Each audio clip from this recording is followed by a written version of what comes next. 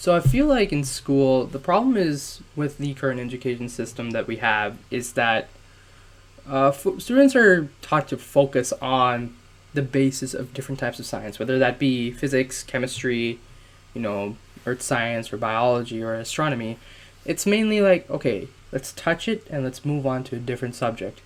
And I know, especially for students like me who are trying to go into something that's, more applicable, it gets a little bit like, okay, when I get into college, it's going to be a new experience for me for, if I were to go into neuroscience or if I were to go into, like, say, biophysics.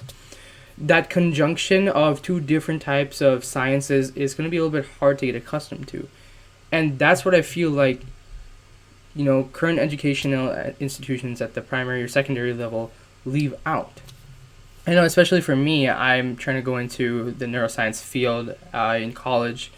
It's been especially difficult to get resources and get mentors that are willing to, collaborate with me and to help me learn neuroscience. And that's what I want to get out to all of my audience, that, learning this interdisciplinary science is not that hard. We can do it if we do it together and with a little bit of research.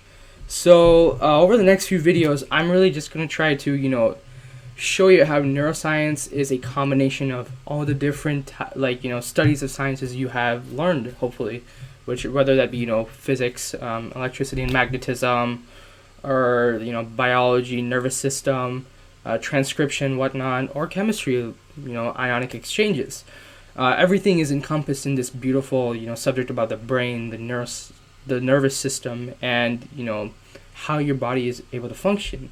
We'll also go into more depth about, the electrical properties, the nervous system, and especially we'll go into neurodegenerative diseases and psychiatric illnesses.